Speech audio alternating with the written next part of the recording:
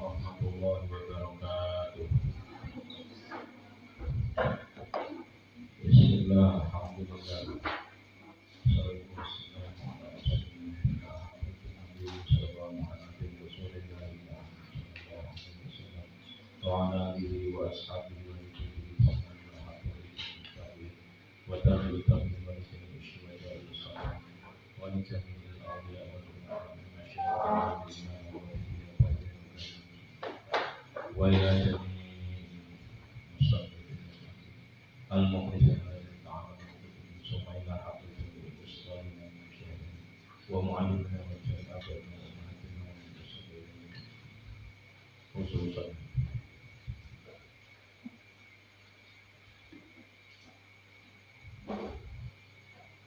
Al-Fatihah.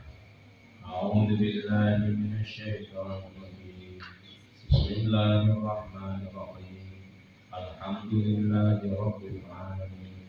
Ar-Rahmanir Rahim. Maliki yaumiddin. Iyyaka na'budu wa iyyaka nasta'in. Ihdinas siratal mustaqim. Siratal ladzina an'amta 'alaihim ghairil maghdubi 'alaihim waladdallin. Rabbil firli wa liwalidayya wa lil mu'minina amin. Bismillahirrahmanirrahim. Qala al-mu'allif rahimahullah wa nafa'ana bihi wa bi ulumihi fid dharain amin. Ya, kajian kita pada kali ini adalah usul fikih atau epistemologi hukum Islam, dan kita mengkaji kitab Al-Lumah, salah satu kitab dalam mazhab Syafi'i, meskipun di dalamnya tidak hanya membahas mazhab Syafi'i. Sampailah kita pada pembahasan berikutnya, yakni membahas tentang an-nahyi. Qala wis ngendika ba'dhum sapa sebagian ulama. Qala wis ngendika ba'dhum sapa sebagian ulama. Ngendika ingkana lamun ana an-nahyu apa nahi yuhtasu iku den khususake yuhtasu iku den khususake apa nahi bil fi'li kelawan penggawean perbuatan al-manhi anhu al-manhi kang den cegah anhu saking al kas-sholati kaya salat fil makani ing dalem panggonan an-najisi kang najis iqtadha mongko nuduhake apa an-nahyu al-fasada ing rusak. Jadi menurut sebagian ulama fikih, ulama usul fikih, jikalau ada larangan yang dikhususkan pada perbuatan yang dicegah, misalkan dilarang sholat di tempat yang najis, misalkan jelas ini. Nah kemudian ada orang kok nekat melakukan sholat di tempat yang najis, maka itu konsekuensinya hukumnya adalah rusak atau al-fasad. Kemarin diterangkan dalam buku usul fikih al-Islam Italia Profesor Dr. Wahban Zuhaili, amal ibadah yang tidak sah dan wajib diqadha, itu namanya fasad. Jadi fasad kemarin ibadah yang batal dan wajib diqadha. Wa illam yuhtassa, lan lamun ora den khususake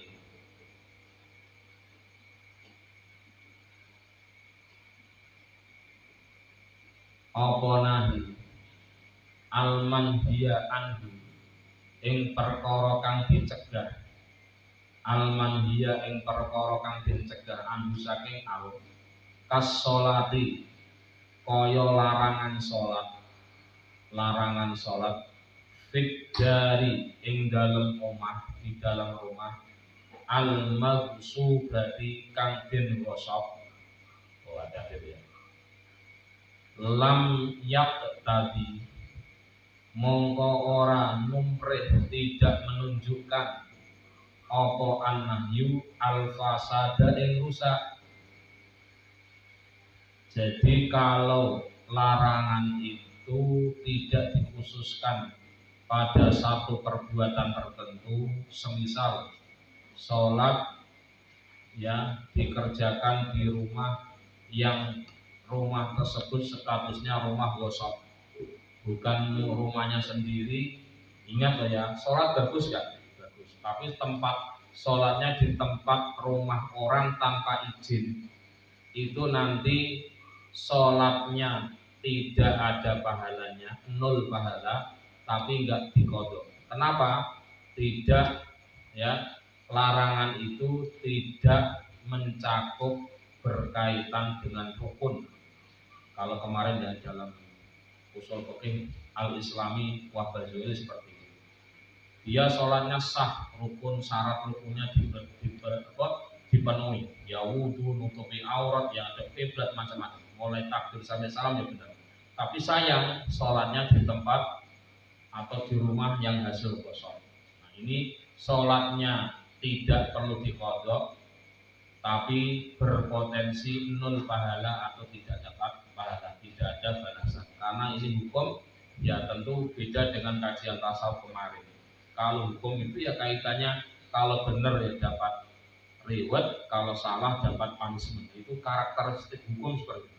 Jadi hukum itu akan memberikan apresiasi, penghargaan kepada yang taat. Hukum itu akan memberikan hukuman kepada yang maksiat. Itu karakteristik hukum. Di samping karakteristik yang lain, hukum itu harus mempunyai ya, hukum itu harus mempunyai efek untuk tidak melakukan ya kesalahan. Hukum itu harus ada sanksi, ya, harus ada sanksi agar hukum itu efeknya macam-macam karakteristik. Nah, terus dilanjut sekarang. Sebagian ulama usul fikih, sebagian ulama usul fikih berpendapat, sebagian ulama usul fikih berpendapat bahwasanya jikalau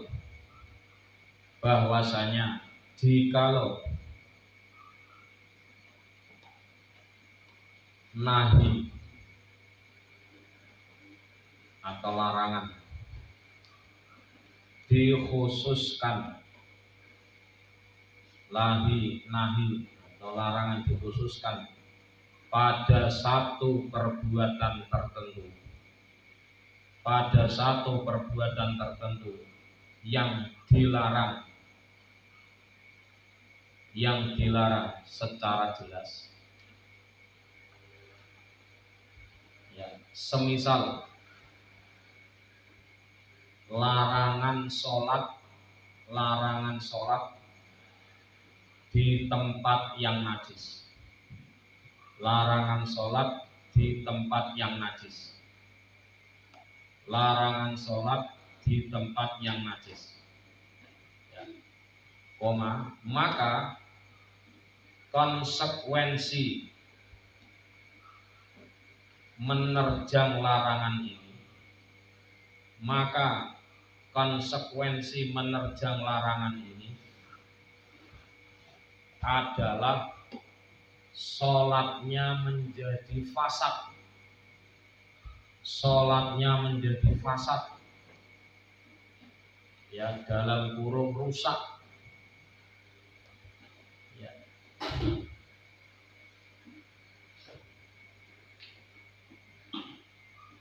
Dan kalau dihukumi fasad,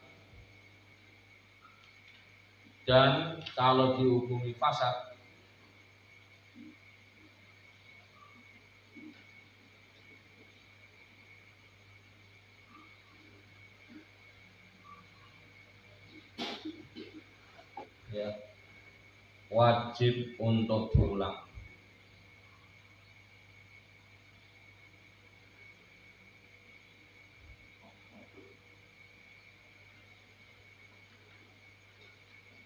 Gitu.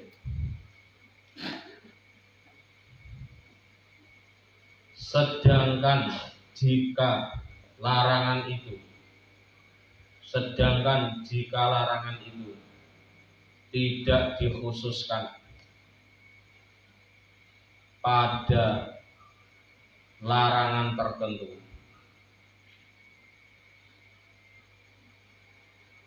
semisal larangan mengerjakan sholat,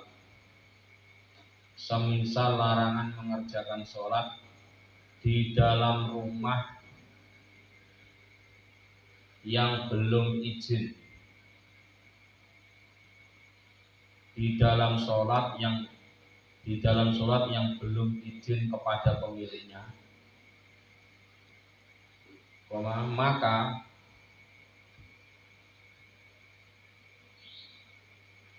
ketika larangan ini diterjang,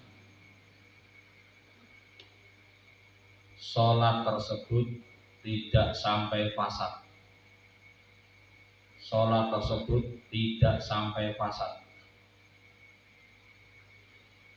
Ya, rusak yang wajib diulang. Tidak sampai fasad berarti apa? Tidak sampai diulang. Berarti kaidahnya tetap seperti yang sering saya sampaikan, perkara yang baik harus dengan cara yang baik. Sholat bagus gak? Jelas ya. Mengerjakan sholat tentu ketika sudah masuk waktunya memenuhi syarat untuk sholat wajib kan? Tidak hanya baik ya, tapi ingat, baik bahkan wajibnya sholat seperti ini itu harus dengan cara yang baik. Berarti kalau kita bermain ke rumah teman, bertanda ke rumah teman, kita mau sholat itu harus ngomong, mau ikut sholat pun udah langsung pulang, Allahu Akbar, hati ya. Atau kita ada rumah kosong langsung sholat, jadi sudah sholat itu di rumah kosong, itu rumahnya siapa? Itu bukan rumah saya sih. Ya sih, berarti saya gak usah pulang nggak? Menurut fikih, sebagian ulama usul fikih tepatnya itu sholatnya nggak usah pulang, meskipun resikonya tidak dapat balasan atau pahala dari Allah Subhanahu. Kita misalkan dalam perjalanan berhenti,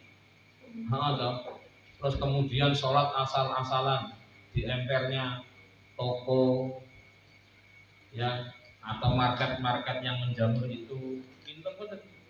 Jangan asal sholat, harus izin. Kalau bukan masjid, kalau bukan musol, jadi izin. Dalam kaidah usul fikih, ya, itu berakibat tidak sampai rusak. Memang yang aslinya tidak sampai rusak berarti tidak wajib qadha, tapi resiko nol pahala. Nauzubillah min. Jadi izin di rest area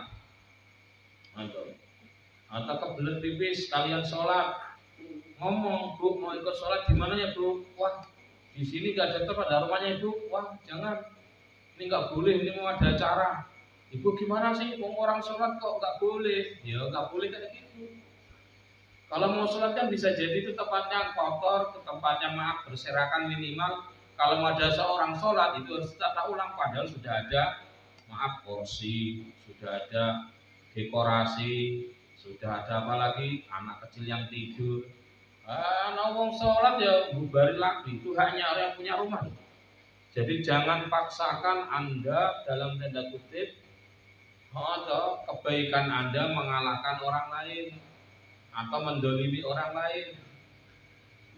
Termasuk ketika kita baca Quran, bagus gak? Bagus. Tapi kalau kami di pondok dulu maca Quran kok sampai ganggu koncone sing turu, itu sing salah sing maca Quran, bukan yang tidur. Itu kerjanya memang pagi, siang, malam tidur, ya udah, ya sing salah sing turu. Jam 12 malam saatnya orang tidur, Anda maca Quran duluan naik kamar, itu pelanggaran. Itu cara menurut santri syarat kalau itu kesurupan apa menang. Paham ya? Perkara yang baik harus dengan cara yang sekalipun sholat sekalipun. Buat dalil utawi dalil, adapun dalilnya ala annan nahya ing atase sak temene nahi yak kali iku nuduhake apa nahi al fasada ing rusak alal itlaqi ing atase kemutlakan annahu iku sak temene kelakuan sesungguhnya sesuatu itu ida umiro iku nalikane den perintahake sapa wong ida umiro iku nalikane den perintahake sapa ketika seseorang diperintahkan bi ibadatin kelawan siji ibadah mujarradatin kang murni anin nahyi saking larangan fa fa'ala mongko nglakoni sapa wong ala wajhin ing atase dalan manhiyin kang den cegah anhu saking wajah fa innahu mongko sak temene fa innahu mongko sak temene wong seseorang tadi yang diperintah dengan ibadah murni ya ibadah murni yang harus jauh dari larangan tapi kok tetap aja ibadah murni yang jauh dari larangan. Seperti sholat harus dalam keadaan suci, tapi dia ngayal sholat dengan perkara yang najis. Maka ini nanti dalam konsep orang sholat dalam keadaan maaf saja ya pakaian kita kotor, terkena najis, satu-satunya cuma itu. Mau ganti tidak bisa, padahal sholat mau habis. Ini yang gimana terjadi? Sholatnya fasad, rusak. Rusak fasad berarti rusak atau fasad berarti wajib maaf ya, kita kan kadang gitu. Maaf ini yang suka bepergian jauh, ya toh, bawa pakaian cuma satu-satunya. Ketika kamar mandi tadi maaf kencingnya nggak tuntas, atau kecipratan apa di jalan, kena cipratan air atau apa. Wadah. Sedangkan kita di dalam mobil nggak ada kesempatan untuk turun, nggak ada kesempatan ganti baju, mau beli baju nggak ada uang, terus macam-macam. Kesimpulannya yang dipakai pakaian kotor. Padahal sholat dalam menggunakan pakaian kotor itu dilarang. Maka ini termasuk melakukan ibadah yang dilarang. Kalau ini yang terjadi hukumnya fa'innahu ya. Mongko sak temene wong lam yakti iku durung nekani sapa wong dianggap belum mengerjakan bil ma'muri kelawan kang diperintahake. Jadi statusnya nanti kalau sholat menggunakan pakaian kotor, pakaian najis, bukan kotor ya najis, maka nanti kalau sudah memungkinkan sholatnya wajib diulang. Ya. Alal itlaq ya, alal wajib ing atase coro atau ing atase jalan.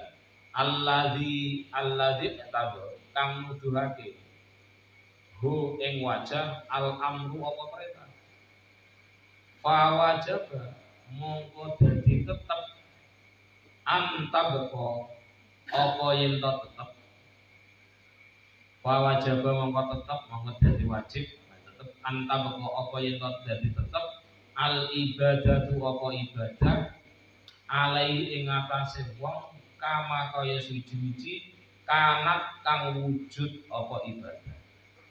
Jadi kalau ada orang mengerjakan larangan, sesuatu yang nggak boleh dikerjakan tapi tetap dikerjakan, maka itu sama dengan ibadah itu masih tetap ada, masih tetap apa adanya, statusnya belum dikerjakan. Berarti kalau ada orang sholat di hurmatil waktu, misalkan kita sholat fardu. Nah, sedangkan waktunya mepet, kita nggak ada kesempatan untuk turun karena kita naik bis umum. Kita dari Jakarta menuju Cirebon, padahal kiblatnya ke arah ya barat Serong dikit kan. Nah, kita kalau turun ketinggalan mobil, kalau kita turun bahaya repot macam-macam. Sehingga apa? Kita sholat di dalam bus. Ingat, kalau sholat sunnah itu boleh sholat di atas kendaraan, tidak menghadap kiblat boleh. Kalau sholat sunnah, tapi kalau sholat wajib tidak boleh kecuali syiddatul khauf atau sholat dalam keadaan takut. Nah, ini yang terjadi. Maka atau suatu saat kalau kita sudah sampai Cirebon, maka sholat kita yang apa adanya tadi di dalam medis yang tidak menghadap kiblat itu wajib diulang karena dihukumi al-fasad atau rusak. Lah itu berarti percuma dong. Tadi kita sholat di bis enggak percuma. Itu tetap dihitung pahala, itu tetap dihitung sunnah. Maksudnya dapat pahala Kalau Anda nggak mengerjakan dosa. Kalau tetap mengerjakan, tidak mengumpulkan kewajiban. Terus apa artinya? Sia-sia? Enggak. Itu tetap menjadi sebuah amal baik, menjadi amal Ingat ya, sholatnya wajib, meskipun tidak mengumpulkan wajib sholat. Karena apa? Sholat wajib tidak menghadap kiblat dalam keadaan tidak syiddatul khauf, tidak dalam takut peperangan misalkan. Maka apa yang terjadi? Ya tetap wajib diulang lagi, meskipun sholatnya yang dikerjakan tadi tetap bagus. Ya kayak gini, maaf Kang, tak ingetin ini Mbak, jangan alay, jangan lebay. Kenapa kok saya katakan lebay lebay terus tidak semangat ini. Misalkan imam sudah sujud, sujudnya kita kan agak lama, maaf ya, sujudnya agak saya lamakan. Kalau nggak ada Dede Ali atau nggak ada yang nangis ucal atau siapa, tak lamain. Kenapa? Ya memang kita ibadahnya nggak banyak sih. Ya lamanya saya kan standar, nggak sampai lama-lama banget ya. Kalau lama itu menurut saya, kalau saya diaman tuh 15 menit sujud. Ya toh. Nah,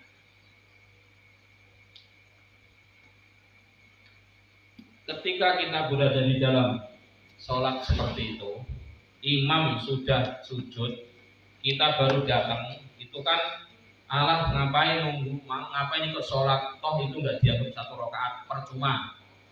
Kira-kira kalau dibacakan gitu, nanti aja sekalian kalau imamnya sudah berdiri, karena kalau saya ikut sujud sekarang, saya tetap nambah satu rakaat.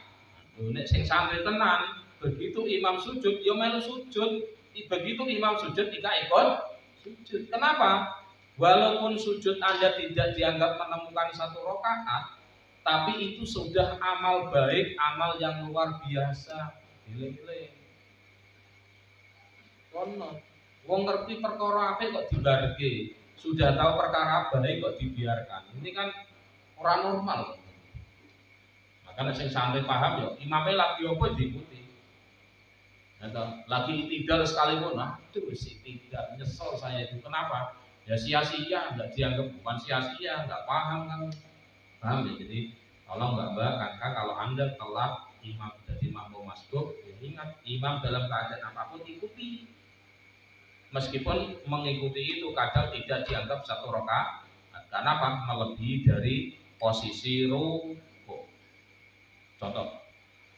Yang kedua, Mbak Kakak, ini kalau doa kunut, kalau saya berdoa Allahumma hdina fiman hadait wa afina fiman afait wa tawallana fiman wa barik lana fima atait wa qina bi rahmatika syarra ma qadait. Amin semuanya.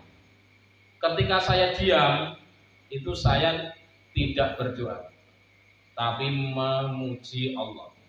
Fa innaka taqdi wa la yuqra wa la ya'ishu wa la ya'is. Terus apa yang terjadi? Mbak diam, ikut memuji Allah. Jangan amin.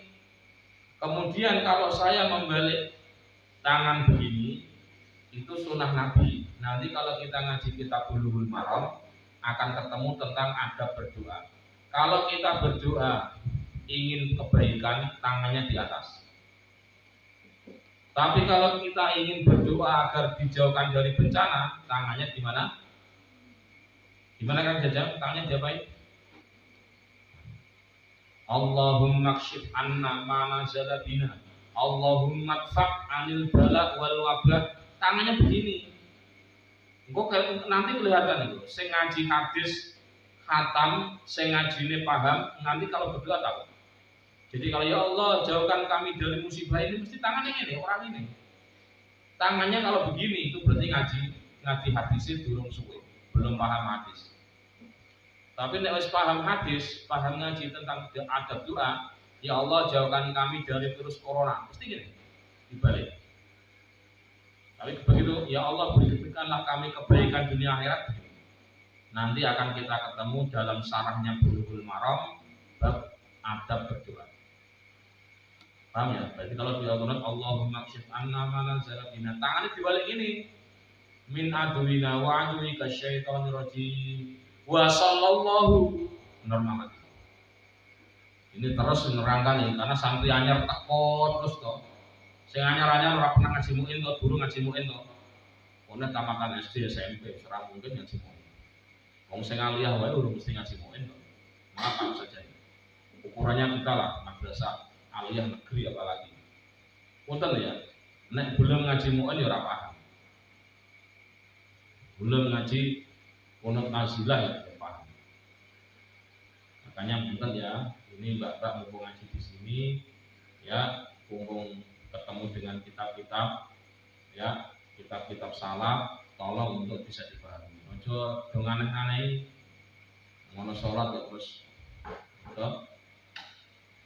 imamnya sujud kok nggak melu sujud nunggu, paham ya? Itu mondok ini orangnya baru ulum, orang rumus, belum lulus. Doa bulat berdoa, tapi memang kalau saya buru-buru doanya Allahumma dini liman hadait wa sallallahu alaihi wasallam. Tapi kalau Allahumma kshif anna ma nazala bina, ya Allah jauhkanlah kami dari apa yang kau turunkan yang bahaya ini, min aduwina dari musuh kami, wa aduwika syaitonir rajim dan musuh dari setan terkutuk. Itu begini, Allahumma dfa' anil bala, ya Allah jauhkan kami dari wabah bencana ini. Begini tangannya dibalik. Paham? Jadi kalau doa kunut ulang ya, Allahumma hdini fiman hadait, amin. Wa afini fiman afait, wa tawallani fiman tawallait, wa barik lana fima atait, wa qina bi rahmatika syarra ma qadait, amin. Terus fa innaka takbi wala yudho amin. Jangan amin, diam. Anda ikut maca fa innaka takbi wala yudho. Itu bukan doa. Itu as-sama namanya, memuji Allah. Nah, terus kemudian kalau saya membalik Allahumma kshif anna ma nazala bina, langsung tangannya balik. Paham? Min aduwina wa aduwika syaitonir rajim. Ini namanya kunut nazi. Kalau ada teman kita, ya ormas sebelah kita mengatakan Nabi nggak pernah kunut lebih dari 40 hari, misal Nabi tidak pernah melaksanakan kunut berkali-kali, hanya kurang dari 40 hari, nggak usah keder. Jangankan Nabi melakukan lebih dari 1, jangankan kurang dari 40, kan berarti kan banyak toh. Kalau Nabi pernah melakukan itu sudah cukup menjadi dalil itu sebagai ibadah sun. Bahkan puasa Nabi Daud, Nabi nggak pernah mengerjakan, tapi Nabi pernah menyegerakan, itu juga sudah menjadi sun. Ingat-ingat ya. Jadi kalau ada orang anti kunut nazilah, alasannya Nabi kan nggak pernah kunut berkali-kali. Itu berarti dia tidak membaca hadis dengan perspektif filsafat hukumnya, tidak menggunakan membaca hadis, tidak menggunakan ilmu usul. Oke. Jadi Nabi walaupun kunutnya nggak lebih dari 40, karena mendoakan orang kafir yang membunuh sahabat Nabi yang penghafal Quran yang jumlahnya puluhan itu, bukan berarti Nabi itu bukan menjadi sunnah. Itu kan Nabi hanya melakukan hanya beberapa hari saja, nggak tiap hari. Kenapa kamu kok kunut tiap hari? Kita yang kunut tiap hari itu meyakini bahwa Nabi melakukan hanya sekali saja pun, itu tetap dikatakan sun. Itu perspektif kita, karena ngajinya pakai usul, pakai metodologi. Meskipun kita nggak pernah mengatakan mereka salah sesat ya. Kita yang kunut tetap menghargai yang nggak mau kunut. Tapi kalau yang nggak kunut, tolong jangan ngece yang kunut. Kalau yang masih ngece itu berarti ngaji usul pokoknya belum lulus. Paham nggak ya? Jadi suatu saat kalau bermasyarakat ben paham. Terus dalilnya dari mana tadi? Kalaupun doa dibalik dari mana dalilnya? Dari Sarah Bulughul haram, ibanatul ahkam. Kalau kunut nazilah tadi dari mana doanya? Dari mana? Fathul main. Ingat. Dia heran.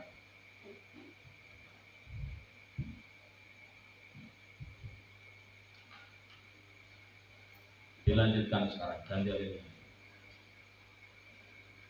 Adapun dalil. Adapun dalil yang menunjukkan bahwasanya nahi. Adapun dalil yang menunjukkan bahwasanya nahi memiliki konsekuensi fasad atau rusak secara umum adalah berdasarkan ketentuan regulasi, kalau bahasa regulasi adalah berdasarkan ketentuan jikalau ada seseorang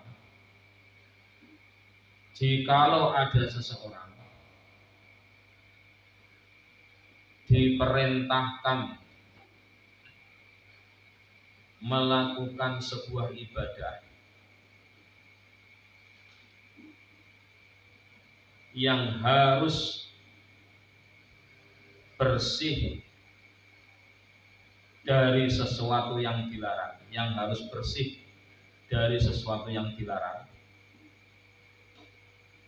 namun kenyataannya orang ini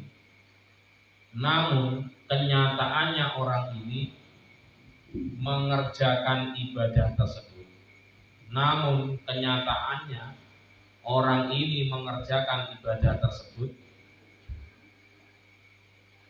Dengan melakukan yang dilarang itu. Ya. Semisal, saya contohkan ya biar gamblang. Semisal seorang muslim diperintahkan sholat fardu. Seorang muslim diperintahkan melaksanakan sholat fardu. Ya Mbak Santi dicatat, Mbak Santi. Santi siapa yang dicatat? Diperintahkan melaksanakan sholat fardu. Ya. Tanpa harus atau murni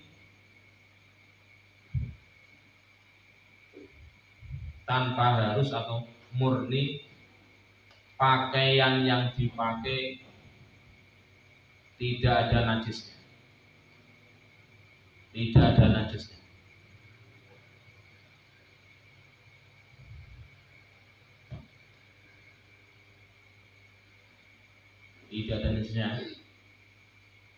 Atau sholat harus murni menghadap kiblat.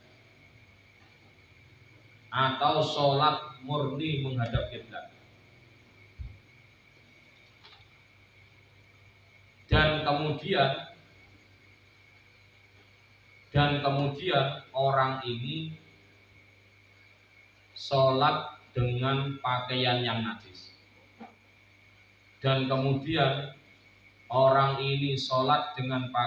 najis.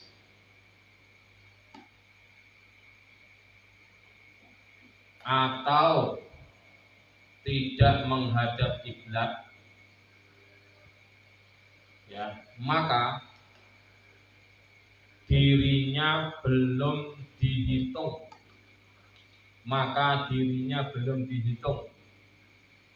mengerjakan perintah sholat.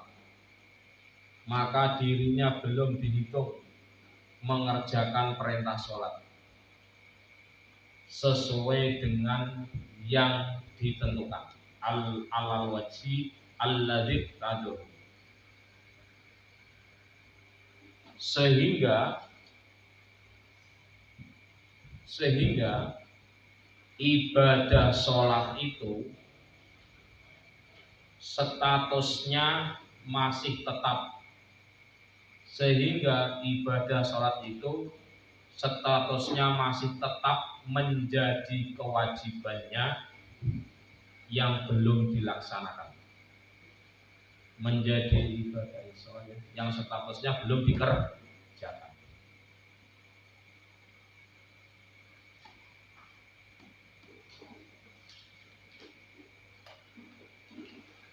Gitu. Babul qauli fil umumi wal khususi.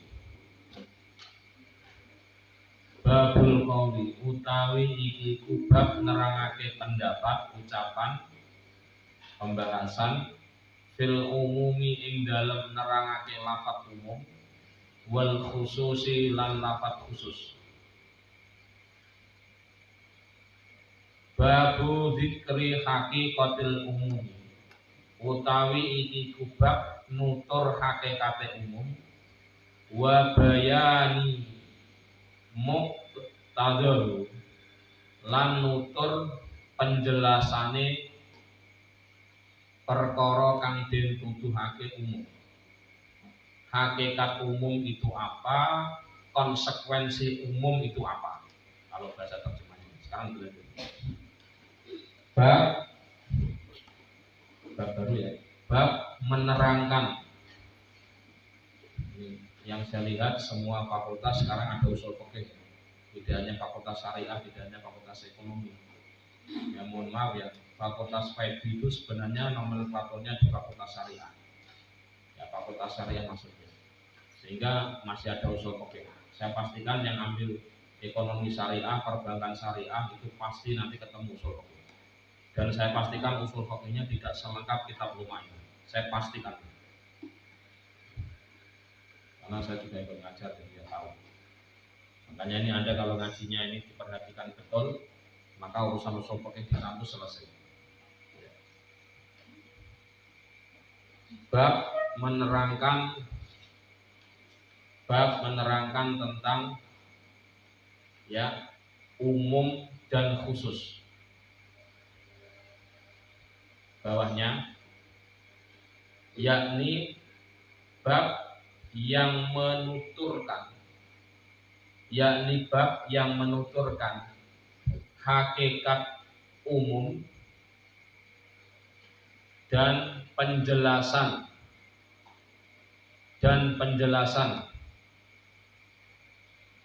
konsekuensi dari umum itu sendiri.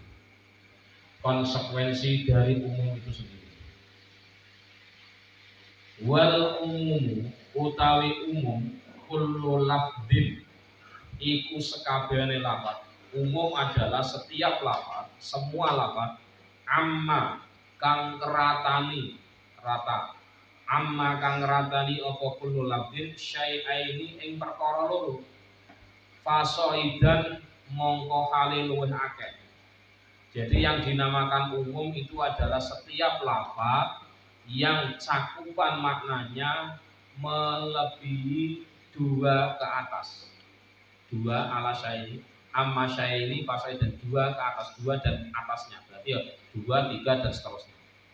Waqat yakun lan terkadang ono apa umum mutanawilan iku kang mencakup li syai'aini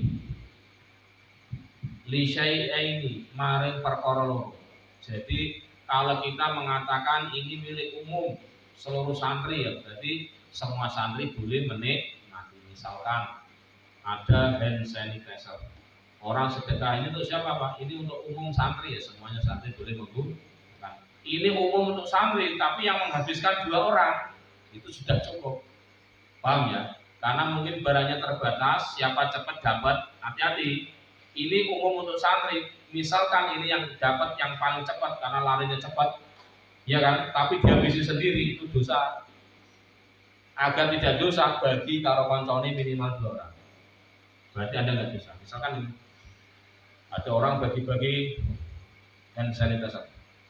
Hand sanitizer itu kan ada yang maaf ya, ada yang jumbo, ada yang kecil. Kalau itu, Pak ini untuk siapa? Bos, bebas untuk santri, umum untuk santri. Nah kebetulan Anda yang ketemu dan di situ tidak ada teman yang lain, karena mungkin ngasihnya waktu tidur atau waktu sholat Jumat kayak tadi itu kan nggak ada yang keluar ya. Mbak-mbak itu biasanya di dalam. Apa yang terjadi? Yang nemu atau yang dikasih ketemu dengan orang yang ngasih itu, ya sudah, biar Anda nggak dosa makainya, maka hand sanitizer itu kalau dibagi sepondok nggak mungkin cukup. Ini cukupnya hanya beberapa orang. Ini dibagi untuk berapa orang? Di minimal 2 orang sudah boleh. Atau lebih mantapnya minimal 3 biar lebih aman. Berarti Mbak ini ada hand sanitizer ini tak kasih cuy. Kalau dibagi 2 orang sudah gugur dosanya. Tapi kalau itu Anda maaf saja, santri A misalkan ngambil kemudian diakses sendiri, dia sendiri dosa. Karena apa? Hand sanitizer itu umum.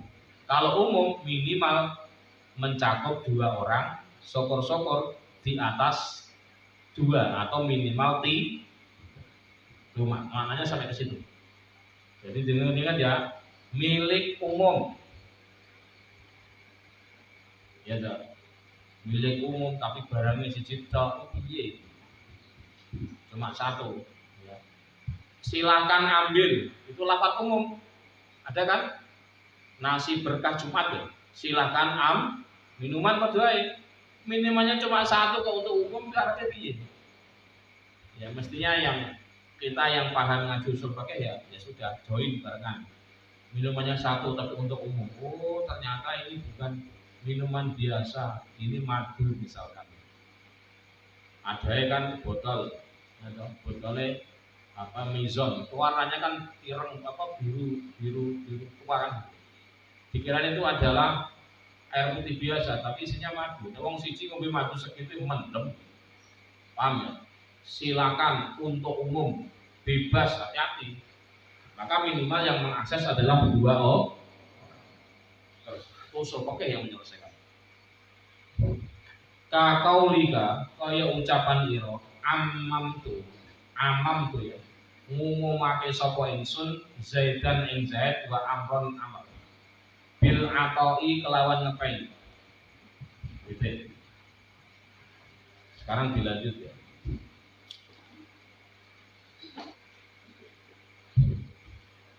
Adapun al-umum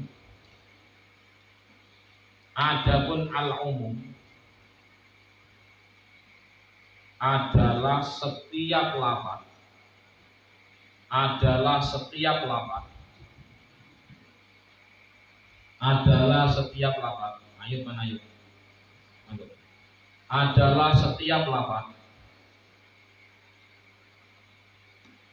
yang mencakup dua hal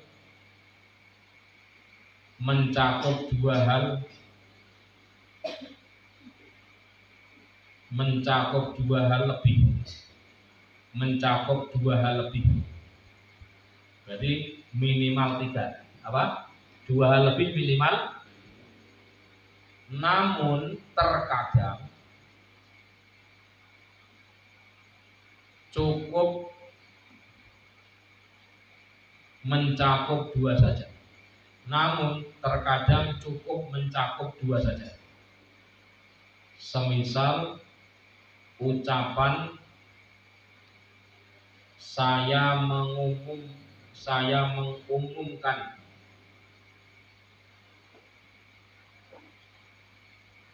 penggunaan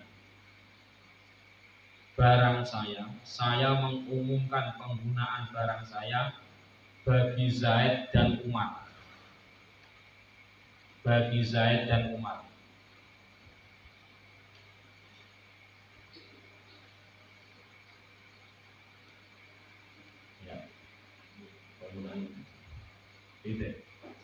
Waqad yatanawalu jami al-jinsi. Waqad yatanawalu lan terkadang mencakup apa kullu lafdin jami al-jinsi ing sekabehane jenis. Kakaulika kaya ucapan ira amamtu ngumumake sapa ingsun annasa ing manusa bil atoi kelawan ngepei. Wa aqalluma utawi luwih sithik-sithike suwiji-wiji minimal sesuatu. Wa aqalluma utawi luwih sithik-sithike suwiji-wiji minimal sesuatu ya tanawalu kang mencakup apa ma ya tanawalu kang mencakup apa ma syai'aini iku rong perkara, dua hal. Wa aksaruhu lan luweh akeh syai'aini ma istagraka semangsane ngentekake apa ma al jinsa ing jenis. Contoh ini faedahnya kita ngaji umum, ngaji berkahnya kita ngaji usul fikih tentang bab umum. Kita kan doa Allahumma gfir lil muslimina wal muslimat, misalkan ya Allah ampunilah seluruh orang muslim dan muslimat, misalkan tanpa menyebut al muslimat, mestinya semua orang muslim sedunia itu dapat doanya orang yang berdoa Allahumma gfir lil muslimin Allahumma gfir lana wal ikhwan ladina Allahumma gfir li dhunubi wa li walidayya warhamna kama rabbayani shaghira wa li jami'il muslimin. Jadi muslim sak dunya Anda sedekah. Berarti kalau setiap sholat kita dungo, itu berarti kita sedekah orang muslim sak dunya, seluruh dunia. Berarti apa? Kaya nggak kita? Kaya. Sugih nggak? Sugih. Pahalanya gede nggak? Gede. Barokah mau doa dan paham kalimat al-umum. Karena apa? Kalau kita menyebut al-muslimin, ya semua orang yang muslim, bahkan yang sudah di alam kubur pun tetap dapat doa yang kita panjatkan. Untungnya ngaji usul fikih di sini. Maka jangan dikira Anda ketika sholat itu biasa. Sholat itu luar biasa. Gelem zikir tambah luar biasa. Kemarin sudah ngaji loh ya, malam Rabu, malam Kamis. Atau kenapa setelah sholat kita baca istighfar? Karena itu untuk menutup kesalahan kita yang nggak bisa khusyuk selama sholat. Kemudian setelah sholat kok kita gelem dongo, dongane Allahumma gfir lil muslimin wal muslimat wal mu'minin wal mu'minat. Wah, luar biasa. Anda sedekah wong sak donya, sedekah do. Nek Anda sedekah dongo, yo dia dihitung seberapa banyak yang Anda doakan, nah itulah yang dapat pahala. Bayangin, barokah ngaji usul fikih, kita tahu bahwa kita melakukan amal yang luar biasa. Gelem sholat, gelem zikir, gelem doa, itu berarti Anda berbuat sesuatu untuk orang lain. Pak, walaupun gak nyebut orang tua, ya masuk. Orang tuanya masuk gak? Ya udah, ya masuk. Karena tadi istighraq ma istaghraqo al jinsi. Pokoknya semua jenis orang Islam, mau kaya, mau miskin, mau Indonesia, mau Asia, mau Eropa, mau Afrika, semuanya statusnya adalah muslim, dapat barokah doa Allahumma gfir lil muslimin wal muslimat. Contoh barokah ngaji usul. Oke. Bayangin coba. Kalau kita, kenapa kok kita jadi berkah? Kan ini Darul Ulumnya berkah dan manfaat. Kenapa kok kita sebagai santri Darul Ulum, dan sesungguhnya tidak hanya Darul, semua yang belum nyantri itu berkah itu. Ingat ya, rugi menurut saya nggak ngaji. Kenapa? Nggak mondok ya. Orang mondok itu rugi, meskipun bukan satu-satunya untuk tidak rugi dengan mondok. Tapi dengan mondok itu lebih mudah untuk tidak rugi maksud saya. Kok bisa bi? Kenapa bisa jadi? Iya, setiap hari kita diajarkan doa aja. Setiap hari kita berdoa setelah sholat ya. Ya kan? Allahumma gfirli dhunubi wa li walidayya warhamhuma kama rabbayani shaghira wa li jami'il muslimina wal muslimat wal mu'minin wal mu'minat. Padahal kita doa enggak sampai 5 menit, tapi kita dihitung berbuat baik seluruh dunia. Karena apa? Mendoakan seluruh orang yang namanya berkah, Kang Jalal, adalah bertambahnya nilai kebaikan. Padahal kita enggak sampai 5 menit loh. 5 menit kok iso sedekah sak dunia. Loh, saya tanya sekarang, ono wong sugih, taruhlah paling sugih sak Cirebon, punten-punten. Mas Ocin, kira-kira mungkin nggak ada orang paling sulit Cirebon? Mungkin ya. Pertanyaan saya adalah orang yang paling kaya Cirebon misalkan, pengen sedekah Cirebon dengan hartanya mungkin nggak? Nggak mungkin. Orang terkaya sedunia, Bill Gates misalkan, dia jadi Muslim, pengen sedekah orang sedunia, nggak mungkin kalau dengan hartanya. Paham nggak? Karena serah mungkin bisa kabeh. Orang terkaya si Cirebon itu bukan berarti harta si Cirebon milik dia, kan enggak kan? Hanya secuil-cuil kan? Artinya apa? Hanya hitungan yang ada dan dianggap yang paling banyak. Bukan berarti orang sekaya Cirebon itu adalah orang yang menguasai seluruh harta Cirebon, kan enggak? Benar kan? Orang sekaya di Indonesia apa menguasai seluruh harta Indonesia? Mbak Kori? Enggak kan, Mbak? Dia mempunyai harta yang nominalnya paling tinggi di antara orang Indonesia, kan gitu. Tapi bukan berarti seluruh harta yang ada di Indonesia milik satu orang, kan? Kesimpulannya gitu. Nah, kalau kita mau sedekah dengan harta, ya nggak mungkin dong. Maka barokah kita ngaji, barokah nyantri, umur kita jadi berkah. Kenapa berkah? Iya, 1 menit kira-kira. Allahumma gfir lil muslimin wal muslimat, Allahumma gfir lana wa lil ladzina sabaquna bil iman, Allahumma gfir li dzunubi wa li walidayya warhamhum kama rabbayani shaghira. Enggak ada sedekah. Kita sudah melakukan sedekah seluruh dunia, yang di atas tanah maupun yang di dalam tanah, yang meninggal karena Covid maupun tidak Covid, semuanya kita sedekahi. Amin ya rabbal. Dongo itu sedekah loh, Pak. Makanya sing dadi omone berkah ya ini. Untungnya umatnya Nabi Muhammad ya gini, Kang Ustaz. Amale sithik tapi dilipat gandakan. Ngono. Umure Kanjeng Nabi, umure umat Kanjeng Nabi itu sudah diprediksi Nabi kira-kira 60 sampai 70. Jadi saya minta tolong kepada Mbak, silakan yang punya Renstra, rencana strategis kehidupan Anda, tolong umur 60 sampai 70 harus di-off-kan. Saya meninggal di usia 70, sekarang umur sekian. Berarti saya punya kesempatan berbuat baik sekian. Untuk diri saya ini, untuk keluarga ini, untuk makhluk itu dicatat. Dan batasnya umur berapa? 60 maksimal 7. Kalau lebih dari itu bonus mulai. Contoh ya. Nah, karena kita seperti itu ya rugi dong kalau kita nggak mau doain orang setiap hari. Rugi dong kita nggak bisa sedekah, udah nggak bisa ngasih uang, udah nggak bisa ngasih beras, udah nggak bisa ngasih makan, nggak mau doain ya rugi banget. Orang berkah tau gitu. Paham ya? Jadi maka slogan Darul Ulum Adiniyah, berkah dan manfaat. Berkahnya itu sekalipun kita hanya mengucapkan doa yang kurang 1 menit, tapi pahalanya dasar fenomenal. Karena apa? Bersedekah kepada seluruh orang di dunia yang statusnya faedahnya ngaji umum atau bab al-umum. Gitu. Gantilannya. Terkadang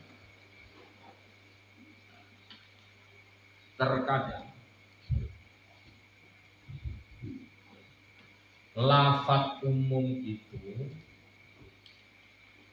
mencakup semua jenis. Semisal saya mengumumkan, umum ya, bukan pengumuman ya. Saya mengumumkan pemberian ini untuk semua umat manusia. Untuk semua umat manusia.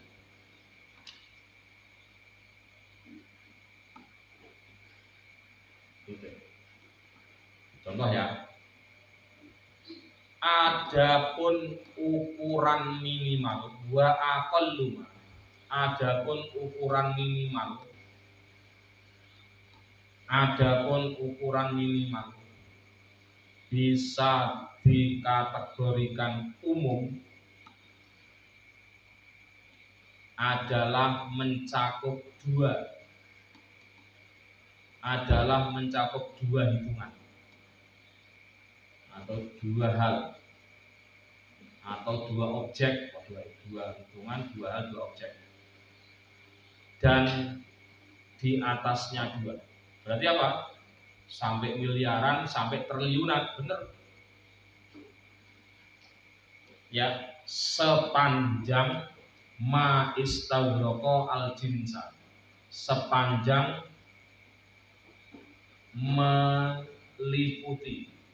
istilah kentekake meliputi, sepanjang meliputi jenis yang disebutkan, sepanjang meliputi jenis yang disebutkan. Punten ya, iki yang ngaji meneh iki ngaji rasa lagi nih. Karepe apa bi? Anda misalkan bangun rumah nanti, amin ya Allah, ya toh. Anda ngomong, ya Allah, saya menjadikan rumah ini adalah tempat tinggal untuk siapa saja yang mau beribadah kepadamu. Kalau kita ngomong kayak gini, jin muslim berhak menempati di tempat Anda. Paham? Tapi kalau jin muslim saya pastikan nggak ganggu. Tapi kalau ada ngomong, ya Allah, saya menjadikan rumah ini bagi semua manusia yang gelem ibadah. Berarti manusia tapi nggak ibadah nggak boleh masuk. Maaf, jin walaupun muslim nggak boleh masuk. Nek saran saya, punten karena saya lebih kerap ya tolong biasa wae. Biasanya gimana bi? Yang ikuti dawe Mbah Munawir.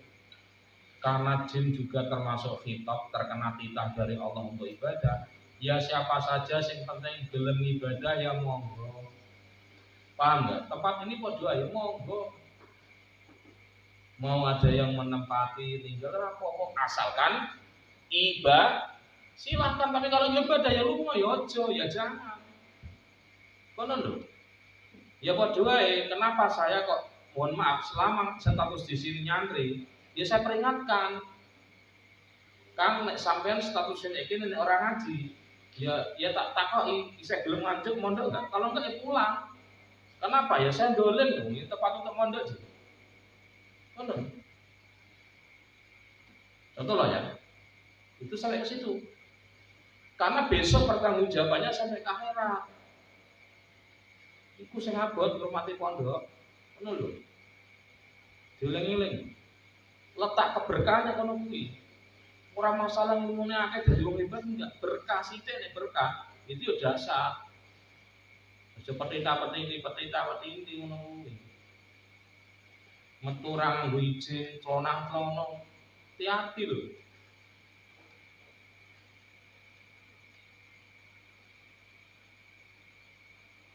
Makanya Mbah Munawir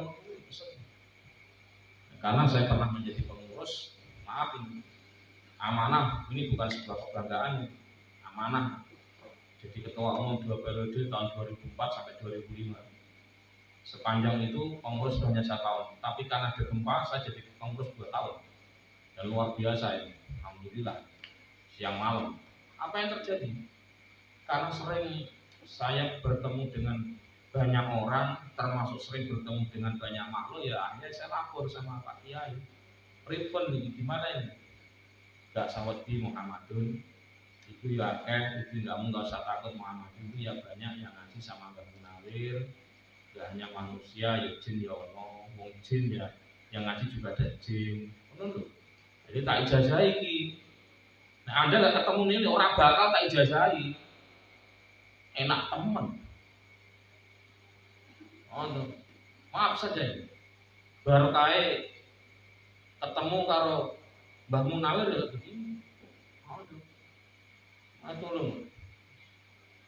Pokoknya nek ra nurut ya takkan Bali. Gitu. Di sini saya aturannya cuma 1, sanksinya 1. Santrinya nurut, syaratnya nurut, sanksinya nurut, wes. Nah, terus apa yang dilarang agama ya nggak boleh. Saya nggak mau. Ideal gini. Saya jujur, saya sudah pernah mondok di salaf sing paling ketat. Delok televisi nggak boleh, lihat koran nggak boleh, sudah pernah apalagi lihat cewek, pernah takzir. Punten yang seperti sudah. Yang makan tidak bernyawa yus pernah. Mondok sing kotaka super kota itu pernah. Punten. Saya melihat bahwa semua yang dilakukan itu kuncinya satu, bagaimana membangun kesadaran. Menurut saya pesan sama Mbak, Kang, suatu saat Anda akan bertemu dengan kenyataan hidup yang hakikatnya yang sering saya ulang dan saya tidak bosan untuk mengatakan. Apa itu? Hakikat hidup kita itu hanya mengulang sejarah masa lalu yang sudah diceritakan oleh Al-Quran, yang sudah diceritakan Nabi, yang sudah diceritakan orang tua. Maka kenapa kok kalau ada apa-apa bagus Pak kita kok ngomong orang tua, karena orang tua itu menang pengalaman, wis.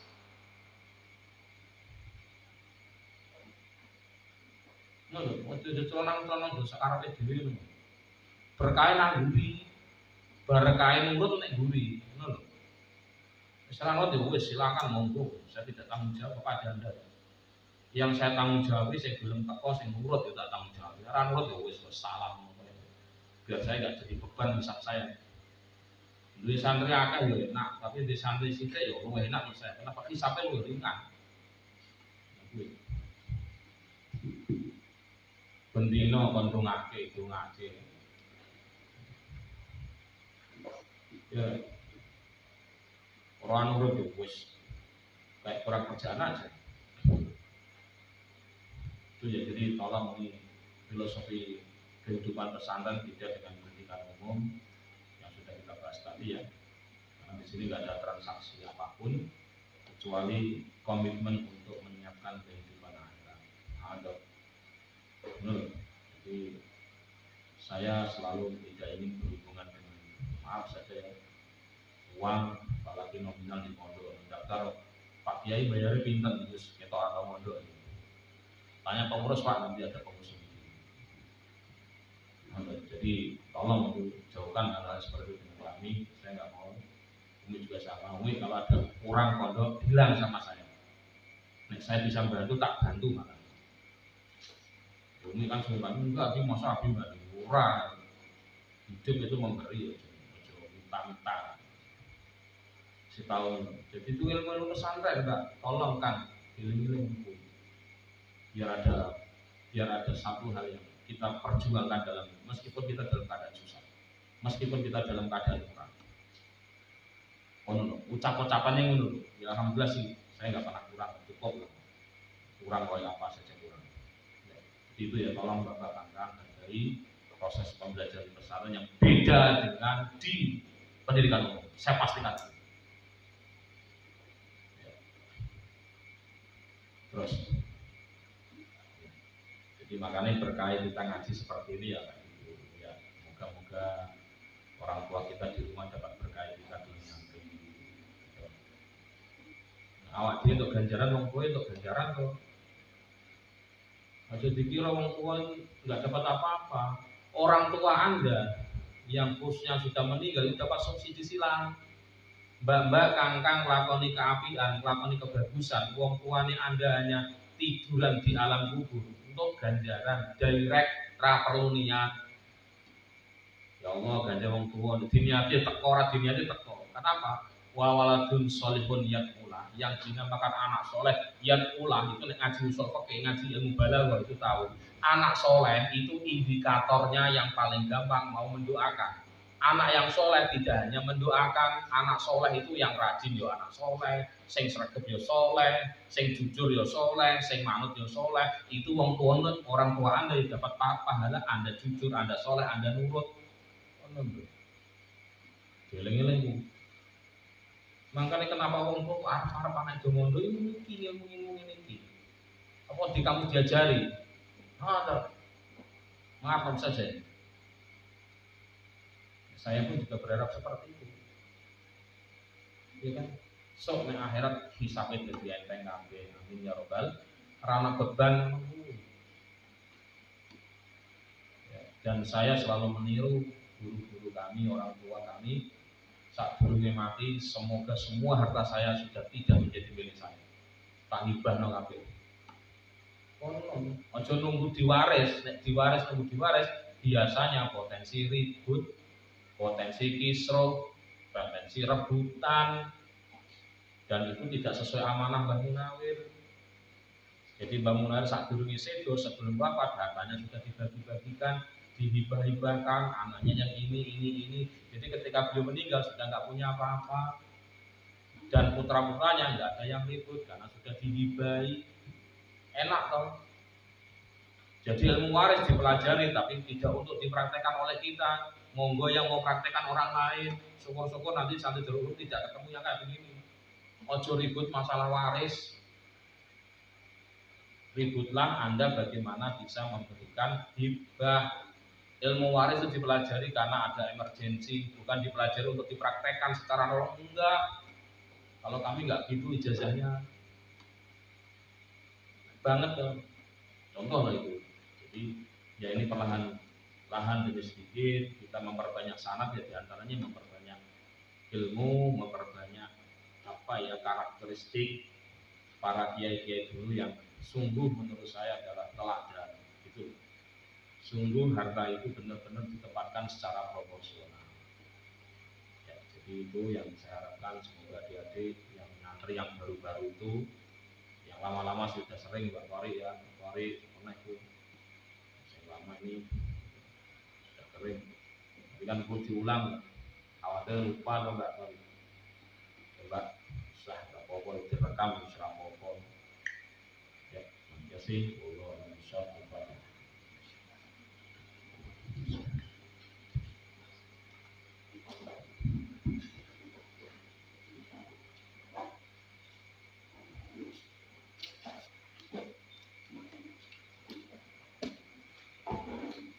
Assalamualaikum warahmatullahi wabarakatuh.